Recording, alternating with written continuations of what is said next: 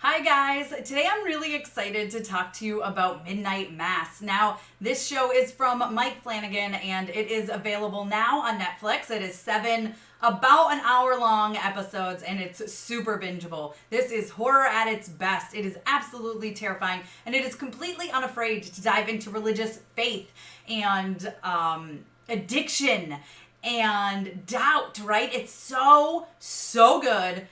But it can get a little confusing, so let's dive into the ending explained. I'm going to give you guys a full rundown of what it means at the end of this series. But before we do, if this is your first time here, I'd love it if you take 1 second and hit that subscribe button. Go ahead and hit the notification bell so you don't miss out on more videos like this. Okay, let's talk about Midnight Mass.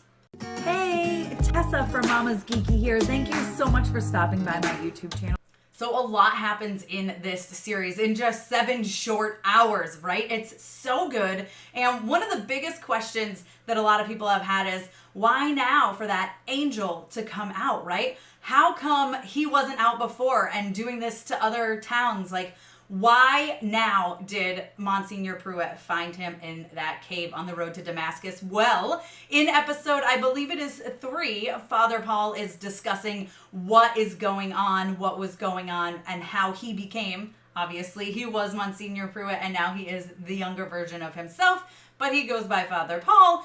He talks about sandstorms, and he says there's all these sandstorms that were opening up these long sealed entrances to caves and all sorts of things that have been long buried, ancient buildings and stuff. So obviously this is where this is newly open, and that's where he finds shelter. And of course this angel creature finds him. Now, the next thing is, obviously he became young when the angel fed him his blood. So he fed on him. Yes, the angel fed on Monsignor Pruitt, and Monsignor Pruitt would have died if the angel did not share his blood with him. This allowed him to heal. He became his young self again, and then he ended up bringing the angel with him back to Crockett Island because he wanted to save the love of his life, Mildred, of course his congregation as well, and his daughter Sarah. He thought he could share this blessing with everyone. He really truly believed it was a blessing at that time. So what does he start doing? But he starts taking the angel's blood, or perhaps his own blood, and he's putting that into the communion. Okay, that's the communion wine. It's a little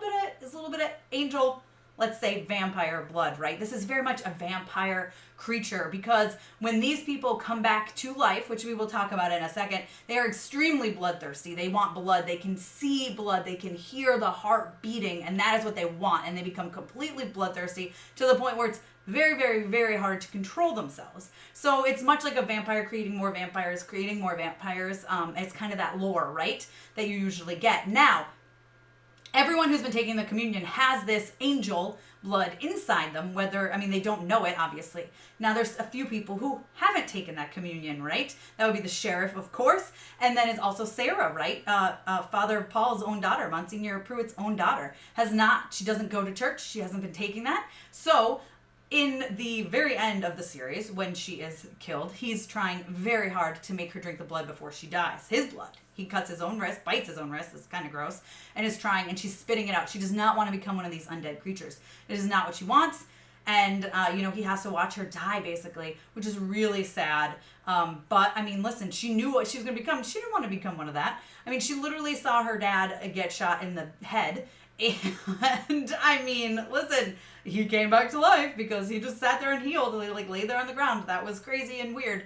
So she knows, she's like, I don't want to be a part of this, right? She doesn't want to be part of that. She never did. And of course she didn't know it was her father until the very end. He confesses it to her. We got little hints, viewers got little hints of that throughout the series. Of course, especially when Mildred's looking outside, I thought it was your father, but it wasn't. It was this creature. Well, it was Monsignor Pruitt, is Sarah's dad, right? The love of Mildred's life. The reason why he brought the angel back. Now, a lot of people are wondering, how come Father Paul was able to go out in the sun, though, when he first got there? Well, he hadn't died yet. So he had the angel's blood inside him and he was healing. It's the same reason why the entire town was able to start de-aging. Lisa is able to walk, but they can all walk out in the sun as well.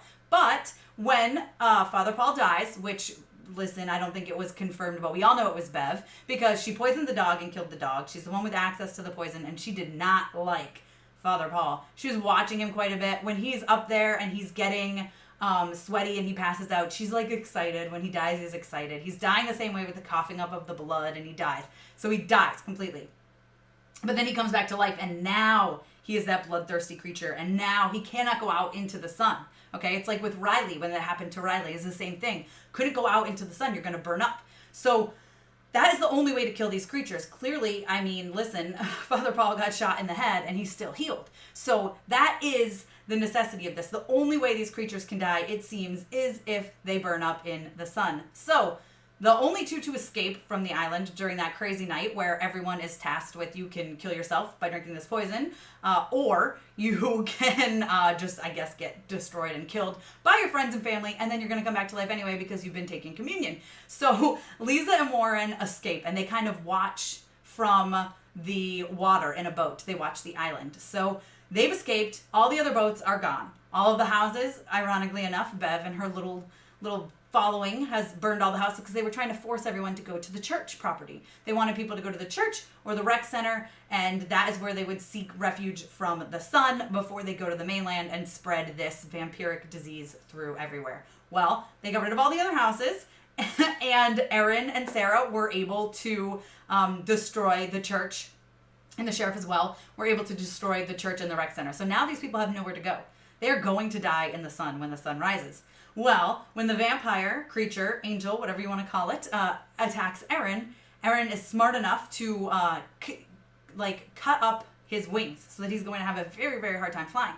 He even feels it and starts to pull away, and she pulls his head back to her neck. It shows how much of this bloodlust is uncontrollable, right? He cannot help himself. So as the sun is rising, and Lisa and Warren even discuss it, the creature is flying away. Is the creature going to make it? I don't know if the creature is going to make it. Well, the whole town burns up, right? All the people, you hear them singing. It's actually a really beautiful, final shot. The final 10 minutes of this series are absolutely beautiful. Everyone's singing, and they know they're going to die. They're making peace with it. And then it's silence, because as the sun rises, they all burn up and die, which is insane. But ashes rain down, and it comes to realize the very last line is Lisa saying, "I can't feel my legs." And what that means is, well, now Lisa and Warren are no longer a threat. They can go to the mainland, and when they die, they're going to die. They're not going to come back as these vampiric creatures. So it's kind of like that vampire lore where the head vampire, once the head vampire dies, all the other vampires die or disappear, and its effects are gone. So while these two had the blood of him in it, the blood has now boiled out, as we kind of saw towards the beginning. And when Sarah was the doctor was taking blood from people, and it was burning up. So they are safe now. They are fine. They can go to the mainland and live their lives, and they're not going to randomly turn into vampires when they die. So yay, that's good. But seriously, this whole thing was so great. A great series, really great show. Probably Mike Flanagan's best work. Very interesting, talking about addiction and faith and doubt. It's absolutely, and human nature, really, right? Human nature. These people, it's crazy what you can, it becomes cultish, right? It became kind of cultish. It wasn't super like a cult, but it's a little bit there. And it was very interesting. And so hopefully there aren't more creatures out there on that road to Damascus that are about to get unleashed on the earth. But I guess we just don't know if they are. You guys let me know your thoughts on Midnight Mass down below in the comments. Be sure to give me a thumbs up. Don't forget to subscribe and hit that notification bell so you don't miss out on more videos like this one. You can follow me over on Instagram and Twitter. I'm at MamasGeeky over there. MamasGeeky. Thanks, guys. Thank you so much to all of my monetary supporters, my members here on YouTube, as well as my patrons. If you haven't joined yet, please consider doing so. We have some really awesome perks, including a monthly Zoom meeting where we get to talk face to face. Thank you again to everyone who supports me.